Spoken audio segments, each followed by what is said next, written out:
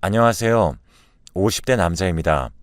제가 매번 챙겨 듣던 곳에 사연을 보내게 되어 신기하면서도 씁쓸한 기분이 들고 있네요. 제 이야기는 정말 기막힌 이야기입니다. 저에게는 정말 사랑하는 아내가 있습니다. 아내를 처음 봤던 곳은 이태원의 작은 술집이었어요. 처음 술집에 왔는지 어색해하는 모습이었습니다. 그녀의 모습에 아직 순수한 여성이구나 생각을 했고 한참을 지켜보다가 번호를 물어보았어요. 아내는 그 당시에 제가 말을 걸어 많이 놀랐다고 했습니다. 하지만 다음날 저에게 연락이 왔고 저도 만세하는 심정으로 그녀를 만나러 갔죠. 처음 영화를 보기로 했기에 영화관에 갔는데 긴 흑발을 찰랑거리는 그녀의 모습에 반했어요. 영화를 보고 나서 식사 자리도 가졌고 그녀에게 꾸준히 만나고 싶다고 제 진심을 전했었어요. 그랬더니 그녀도 좋다고 말을 해주었기에 정말 날아갈 듯 행복했었죠. 그렇게 우리는 3년간 연애를 하며 결혼하게 되었죠. 그런데 결혼 후 같이 살다 보니 아내가 더 좋아지는 것 같았죠. 저는 출장을 자주 나갔어요. 그래서 집에 돌아왔을 때 함께 해주는 아내가 고마운 한편 월급이 얼마 되지 않아 미안한 마음이 컸었죠. 그런데 아내는 괜찮으니 그런 생각하지 말라고 저한테 그러더라고요. 정말 속이 깊은 사람이구나 생각하며 그녀가 점점 좋아졌습니다. 그런데 결혼 6개월 만에 졸음운전 차량과의 교통사고로 장기 입원을 해야 했어요. 당장 생계에 문제가 가자 아내에게 미안했죠. 그런데 저에게 생계 걱정은 하지 말라고 저를 위로해 주더라고요. 그러더니 저에게 자기가 일을 좀 해야 할 것 같아서 밤에는 시간이 안 날 것 같다고 말하더라고요. 전 무슨 일이냐고 물었는데 예전에 결혼 전에 가졌던 일이래요. 지인분이 하는 야간 식당 보조 일이라고 했죠. 그래서 나 때문에 고생한다 그렇게 말했더니 몸이나 잘 회복하라더군요. 그렇게 아내는 저녁 시간에 일을 갖고 다음날 점심에 병원에 잠깐 들리는 생활을 했습니다. 한날은 아내에게 힘들지 않냐고 물었는데 일을 해서 그런지 예전보다 훨씬 기분도 좋다더라고요. 그래서 당신이 그렇게 좋다면 꾸준히 하라고 했어요. 결혼 후 최고로 행복해 보이는 얼굴에 저도 기분이 좋았답니다. 그렇게 3달이 지나 드디어 퇴원을 하게 됐어요. 오랜만에 집에 돌아가니 아내가 저를 반겨주었죠. 확실히 일을 해서 좋다는 말이 맞는 듯 여유가 생긴 것 같았습니다. 저는 이제 복직을 해야 했기에 아내와 또다시 떨어지는 게 아쉬웠지만 어쩔 수 없었어요. 아내도 걱정하지 말라고 하니 제가 일했던 곳으로 발걸음을 옮겼답니다. 오랜만에 다시 일을 하니 마음이 편안했어요. 그동안 언제 다 나을지 전전긍긍했는데 이제는 마음이 편했죠. 그렇게 복직한 곳에서 직장 동료들과 즐겁게 일을 하고 있었는데 부하 직원이 저에게 와서 말을 걸었습니다. 노는 걸 좋아했던 사람이었죠. 과장님, 오랜만에 복직이신데 술 한번 하시는 게 어떠세요? 하며 자기가 잘 아는 곳이 있어 소개를 해드리고 싶대요. 그래서 거기가 어디냐고 물었더니 흔히 말하는 유흥주점이라 바로 거절했습니다.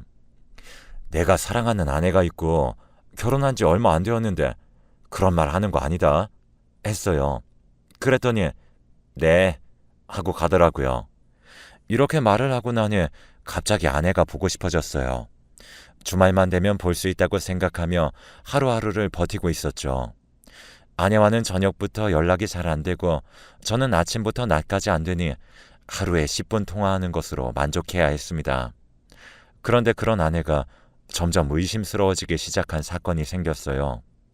잔업이 많아 2주 만에 집으로 돌아왔는데 뭔가 깔끔한데도 어수선한 느낌이 들었죠. 아내는 저에게 웃으며 반겨주는데 이상한 느낌이 계속 들었죠. 그날 저녁 어김없이 일하러 간다는 아내를 아쉬운 마음으로 배웅했어요. 그런데 문득 날이 쌀쌀해졌기에 가져갈 옷을 챙겨야겠다는 생각을 하고 장롱을 열었어요. 장롱 속에는 못 보던 검은 상자가 들어있었고 궁금증이 생겨 열어봤더니 전에는 보지 못한 고가의 액세서리들이 들어있었습니다. 처음 보는 것들에 너무 놀라 순간 떨어뜨릴 뻔했었죠. 하나면 몰라도 여러 개를 가지고 있다는 게 정말 놀라웠거든요. 게다가 겉옷에서 나는 희미한 남자 향수 냄새가 저의 의심을 불러일으켰어요. 대체 뭘 하고 다니는 걸까 궁금해진 저는 내일 일터로 복귀해야 한다는 사실이 아쉽기만 했죠. 복잡한 마음과 갖가지 생각들로 인해 밤잠을 이루지 못했어요. 그런데 아침에 퇴근한다던 아내가 다른 향수 냄새를 풍기며 방으로 들어오는 게 아니겠어요? 하지만 자는 척을 했고 아내는 한치의 의심도 없이 옷을 갈아입었습니다. 그리고 화장실에 가서 씻고 나오더라고요. 전 아내가 씻을 때 몰래 휴대폰을 열어봤는데 예전에는 없던 잠금 화면이 있었어요. 이러한 행동들이 저의 의심을 불러일으켰고 저는 밖에서 아내가 어떤 일을 하는지 알아야겠다고 마음을 먹게 되었답니다. 그렇게 아침이 되었고 저는 복귀 준비를 했어요. 가을옷 몇 벌이었죠. 그렇게 늘어나는 고민들을 품고 주간 업무가 시작되고 도저히 생각이 나서 집중을 할 수 없었습니다. 평소와 다른 저의 모습에 부장님도 무슨 일이 있냐고 할 정도였으니까요. 그런데 이런 걸 어떻게 말을 하겠습니까? 점심밥도 대충 먹고 휴게실에 들어가는데 그때 그 부하 직원이 다른 직원들에게 뭔가 보여주며 괜찮은 곳이라고 했어요. 그런데 그걸 본 직원이 저의 눈치를 보며 살포시 다가와 한번 보시라고 말했어요. 저는 내가 봐야 해? 하고 폰을 받았는데 그 속엔 아내의 사진이 들어있는 게 아니겠습니까? 순간 열받아서 부하 직원한테 스토커냐고 했더니 자기가 가는 유흥주점 마담이라고 말을 했습니다. 그 말에 머리가 멍해지는 기분이 들었죠.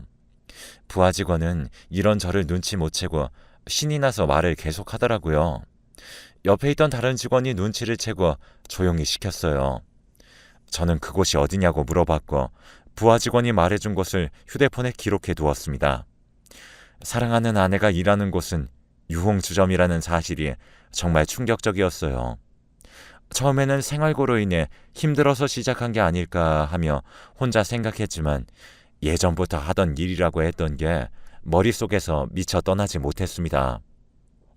직접 확인을 해봐야겠다는 생각이 들었어요. 그래서 계획을 차분히 세우기 시작했죠.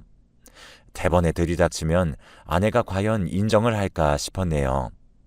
증거부터 먼저 확보를 해야겠다는 생각이 들어 주말을 노리기로 했어요. 주말과 함께 월요일부터 수요일까지 그동안 못 쓴 연차를 신청하고 집으로 향했습니다. 평소와 같이 아내가 나왔죠. 저는 아내가 출근을 위해 씻을 때를 노렸고 아내의 폰을 드디어 잡을 수 있었어요. 그런데 잠금이 문제였고 아내의 생일부터 흔히 쓰는 비번들을 다 눌렀지만 열리지 않았어요. 근데 문득 연락을 많이 하면 여러 자리는 불편해하지 않을까 하는 생각에 0을 4번 누르게 되었죠. 그러자 잠금이 해제되면서 안이 보였습니다. 처음으로 들어가 본 건 카톡이었습니다. 그 안은 김 사장, 윤 사장, 박 사장 등의 이름으로 무수히 많은 카톡방들이 존재해 있었어요. 저는 어떤 대화를 나눴나 싶어 들어갔다가 충격을 받게 되었습니다. 그 속에는 아내와 함께 달달한 톡을 하던 남자들이 한가득이었죠. 그리고 이어진 메시지함에서도 비슷한 상황이 벌어졌어요. 언제나 저만 바라볼 것 같고 순수하게 느꼈던 아내의 뒷모습에 소름이 돋았습니다. 이것들이 있다는 사실을 알았으니 오늘 밤 계획을 진행해야겠다고 마음먹은 후 휴대폰을 제자리에 뒀어요. 그리고 그날 아내는 여느 때와 같이 출근을 한다며 밖으로 나갔죠. 저는 출근하는 아내의 뒤를 조심스럽게 따라가며 바라봤어요. 아내를 따라간 곳은 집에서 한참 가야 하는 한적한 동네였습니다. 그리고 두리번거리더니 한 주점으로 들어갔죠. 아직 영업시간이 아닌지 간판에는 불이 들어오지 않았고 이런 사실들을 직접 확인하고 나서야 주점에 다닌다는 사실을 확신하게 되었답니다. 앞으로 어떻게 해야 할지 막막한 기분을 느끼며 집으로 겨우 돌아왔어요. 그런데 정말 잠이 안 오며 자꾸 머릿속으로 이상한 생각을 하게 되었죠. 그 많은 남자들의 번호와 연락, 그리고 주점에 출퇴근하고 있는 아내, 이 모든 정황이 들어맞자 일단 아내의 귀가를 기다렸어요. 그렇게 새벽이 되어서야 집으로 돌아온 아내가 잠이 들었을 때 그녀의 핸드폰을 들고 거실로 조심스럽게 나왔어요. 그리고는 제 폰으로 그 연락처들과 대화 내용을 옮기기 시작했죠. 그렇게 작업이 끝나자 아침 먹을 시간이 되었고 조심스럽게 핸드폰을 가져다 놓은 후 아내를 깨웠어요. 아내는 조금 더 자고 싶다고 이불 속에서 나오지 않았고 저도 긴 말하지 않고 알겠다고 했어요. 홀로 아침상을 차려 챙겨 먹은 후 볶기 준비를 했죠. 물론 연차를 사용했기에 볶기는 하지 않지만 아내를 속이기 위해서는 이 방법밖에 없다고 생각을 했거든요. 아내는 제가 복귀해야 한다고 짐을 챙기자 묘하게 반기는 얼굴을 하더라고요. 괜히 기분이 나빴지만 이렇게 일찍 가서 미안해하였고 그렇게 집을 나선 저는 차로 가서 아파트를 지켜보았어요. 제 차는 알 거라 생각했기에 저 멀리 주차를 한 후 밴을 렌트해 아파트 단지에 주차를 했거든요. 한두 시간 정도 지나고 나니 아내가 딱 달라붙는 원피스를 입고 나오는 모습이 제 눈에 들어왔어요. 그리고 아파트 단지를 빠져나가려고 하길래 저도 차 시동을 건 후 조심히 따라갔죠. 아내는 택시를 타고 어디론가 갔어요. 그렇게 아내를 따라가자 익숙한 장소들이 눈에 들어왔습니다. 이곳은 바로 아내와 연애 시절 함께 데이트를 했던 곳으로 인적이 드물었기에 사람 눈을 피해 만나기 정말 좋았던 곳이었고 저는 아내에 대한 배신감이 정말 심하게 느껴졌어요. 멀리서 아내가 누구를 만나는지 지켜보는데 익숙한 얼굴을 가진 남자였기에 충격이었죠. 바로 저에게 함께 가보지 않겠냐고 말했던 그 부하 직원이었거든요. 제가 결혼하고 입사를 했기 때문에 제 아내를 모를 수 있지만 아마 다른 사람들이 말해주지 않았을까요? 그런데도 이렇게까지 만난다는 건 정말 상상도 할 수 없었습니다. 저는 이러한 모습을 모두 휴대폰에 증거로 남겨놓았어요. 아내는 환하게 웃으며 그에게 팔짱을 꼈고 그 부하 직원도 제 아내의 손을 잡더라고요. 정말 그때의 기분은 최악이었어요. 둘은 공원을 한참 걷더니 카페에 가서 서로 먹여주는 행동도 하기까지 이르렀죠. 내가 그동안 아내한테 뭘 그렇게 못해줬나 하는 생각이 들었어요. 처음 이렇게 사랑했는데 배신을 당한 기분이 들었죠. 전 이들에게 복수를 해주고 싶은 생각이 많이 들었습니다. 그렇게 이틀에 걸쳐 아내를 따라다닌 결과 총 3명의 남자를 만나고 있다는 사실을 알게 되었어요. 아내의 핸드폰 내역을 본 결과 아마 가장 연락을 많이 한 3인이 아닐까 생각했어요. 이제 이 사람들을 어떻게 할까 하다가 제가 당한 만큼만 해주자 생각했었죠. 저는 제가 모은 증거들을 토대로 이혼 전문 변호사를 찾아갔어요. 이미 연락부터 사진 등 증거물이 다양했기 때문에 충분히 승소가 가능한 상황이었죠. 하지만 그렇다고 안심을 할 수 없었기 때문에 지금부터 모든 행동은 변호사와 상의를 하고 움직이기로 했어요. 먼저 아내에게는 평소 하듯이 행동하기로 했었죠. 아내는 주말에 제가 갈 때마다 저를 사랑한다는 듯이 행동했지만 이미 모든 것을 본 저라서 그녀를 믿지 않았어요. 하지만 의심을 받는 건 싫었기에 그녀를 아직 사랑하는 척 해야 했죠. 그녀는 매일 밤마다 출근을 했고 그럴 때마다 어디 끝까지 다녀보라는 생각을 했어요.